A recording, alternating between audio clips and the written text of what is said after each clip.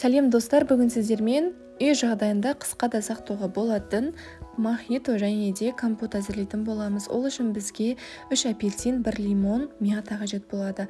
Барлығын жақсылап жуып тазалап аламыз. Банкамызды да жақсылап жуып булаймыз. Осындай апельсиніміздің біреуін бір банкаға саламыз. Барлығын арнайы тілімдерге бөліп дайындап қоямыз.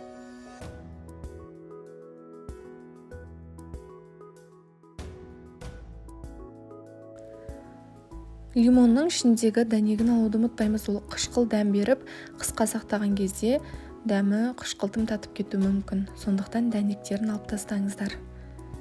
Енді буланған банкамызды алып, ішіне 3 тілім лимонымызды және де апельсинімізді жақсылап орналастырып шығамыз.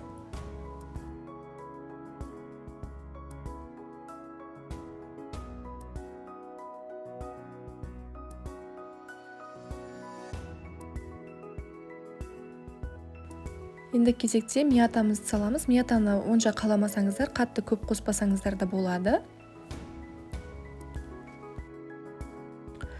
2 литрлік банкаға осындай 200 грамдық шекерді толтырып салдым, бір бокал. Ал 2 литрдан жоғарыға шекерді кішкене көбейтіп сала бересіздер. Енді жаңағы қайнап тұрған оттағы суымызды аламыз. Қатты қайнап тұру керек. Барлығын құйып шығамыз осылай. Біздің крышкамызды да отта қайнатып аламыз, микробтардан құтылу үшін. Енді крышкасын жауып қоямыз. Барлығына осылайынан қайнап тұрған ыстық суымызды құйып шығамыз.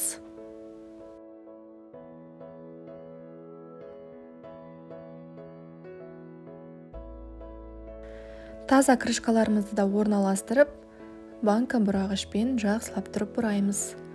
Үстінен сәл ғана баса отырып бұрайсыздар.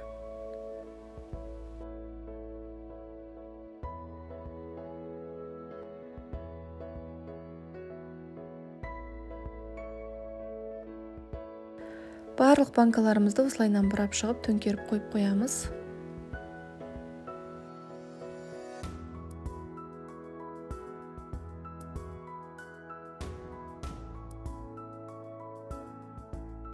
Ішіндегі шекері жақсылап ерісін деп банкамызды ары-бері осылай аунатамыз.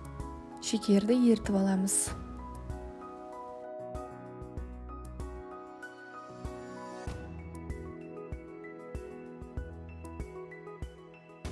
Осымен біздің мохитомыз дайын, енді компотты жасауға кірісеміз.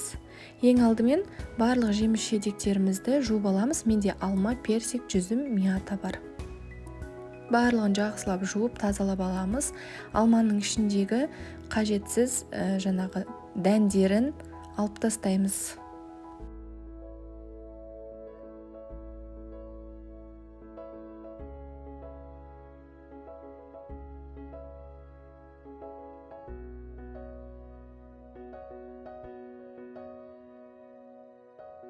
Енді ыдысымызды да қақпағымызды да осылай булап аламыз алдымен.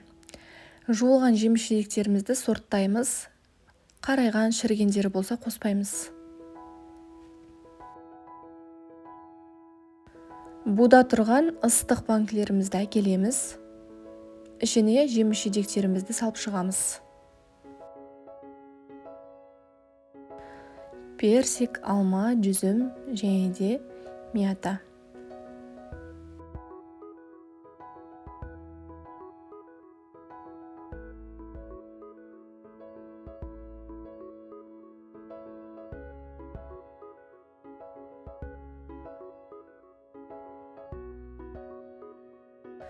Енді мята қоспай қойсаңыздар да болады бұл компотқа, бірақ маған кішкене қосқан ұнады, сондықтан аз ғана мята салдым және де шекер салып шықтым. Әр қайсысына бір бокалдан толтырып. Ал 3 литрлік банкаға 1,5 бокал шекер салдым. Тәтті болғанын қаласаңыздар, шекерді кішкене көбейтсеңіздер де болады.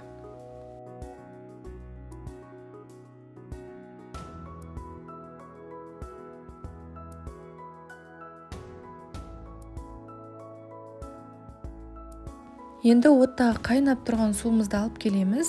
Біздің крышкамызды да алдын ала отта қайнатып, тазартып аламыз қыздар.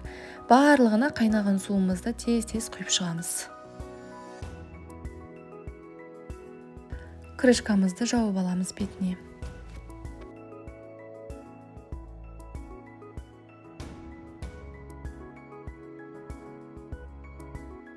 біздің банкілеріміз дайын. Енді тура жаңағыдай бұрап алып, қантын ергенше осылай аударып төңкеріп қойып қоямыз.